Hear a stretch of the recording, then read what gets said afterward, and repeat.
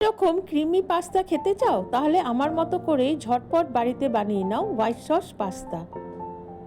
এই cheesy white sauce pasta বানানোর জন্য প্রথমেই আমি সবজিগুলো ছোট ছোট করে কেটে নিয়েছি। ক্যাপসিকাম, পেঁয়াজ, টমেটো আর অল্প পরিমাণ রসুন কুচি করেছি। কিছুটা পরিমাণ মোজরেলা চিজ নিয়েছি, দুটো চিজ কিউব গ্রেট করে নিয়েছি, 2 কাপ পাস্তা নিয়েছি, 1 বাটি ফ্রেশ ক্রিম নিয়েছি আমুলের, এটা মিক্স হার্ব, এর মধ্যে সব কিছুই মেশানো থাকে। 2 কাপ দুধ নিয়েছি, 2 চামচ মেয়োনিজ আর বাটার। তবে চলো এবার শুরু করা যাক। গ্যাসের ওপর একটা কড়াই বসাবো, তবে গ্যাসটা এখনই অন করব না। পাস্তাটা দিয়ে দেব, সবজিগুলো সব দিয়ে দেব, 2 কাপ দুধ নিয়েছিলাম সেটাও দিয়ে দেব ওর মধ্যে। তারপরে একে একে যে চিজ নিয়েছিলাম চিজটাও দিয়ে দেব, আর গ্রেট করা যে চিজটা নিয়েছিলাম সেটা হাফ দেব, পুরোটা দেব না। মেয়োনিজ দিয়ে দিব আর 2 চামচ বাটার দেব, দিয়ে তারপরে ওই যে হার্ব যে মশলাটা নিয়েছিলাম সেই মশলাটা দিয়ে দেব ওর মধ্যে। এবার একটা স্প্যাচুলা দিয়ে পাস্তাটাকে সব কিছুর সাথে ভালো করে মিক্স করে নেব। গ্লাসের মধ্যে দুধ নিয়েছিলাম সেই গ্লাসে জল ভরে ওই পাস্তার মধ্যে দিয়ে দেব।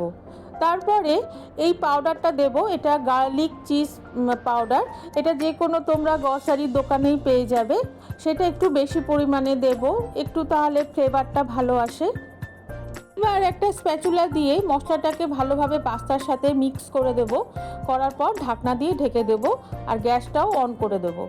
এই সময় গ্যাসের ফ্লেমটা সিম থাকবে। একবার ঢাকনা উঠিয়ে দেখব, যদি দেখি পাস্তাটা একটু সেদ্ধ হয়ে গেছে তাহলে আবার ঢাকনা দিয়ে ঢেকে দেব, কিন্তু গ্যাসের ফ্লেমটা তখন মিডিয়াম করে রাখবো। 5 মিনিট পর কড়াইয়ের ঢাকনা উঠিয়ে দেখলাম যে গ্রেভিটা একটু শুকিয়ে গেছে। তার জন্য 1 কাপ দুধ আর হাফ কাপ জল মিশিয়ে আবার ওই পাস্তার মধ্যে দিয়ে দেব। দেওয়ার পর একটু স্প্যাচুলা দিয়ে ভালো করে পাস্তাটা নেড়ে নেব। তারপরে যে চিজটা আমি গ্রেট করে রেখেছিলাম হাফ, সেই চিজটাও দিয়ে দেব, তার সাথে ক্রিমটাও দিয়ে দেব, দিয়ে স্প্যাচুলা দিয়ে আবার ভালো করে এটাকে পাস্তাটাকে মিক্সড করে নেব। করার পর 5 মিনিটের জন্য আবার কড়াইটা ঢেকে দেব। কড়াইটা ঢাকার পর আমার মনে পড়লো, আরে আমি তো লঙ্কাই দিইনি, আমি একটু ঝাল পছন্দ করি, তাই উপর থেকে হাফ চামচ চিলি ফ্লেক্স দিয়ে আবার কড়াইটা ঢেকে দেব। দেখো কড়াইয়ের ঢাকনা উঠিয়ে আমি দেখলাম আমার পাস্তাটা পুরো রেডি হয়ে গেছে। আশা করি তোমাদের এই পাস্তাটা ভালো লাগবে। পরবর্তী ভিডিও নিয়ে তোমাদের সাথে আবার দেখা হবে। তোমরা সবাই ভালো ও সুস্থ থেকো।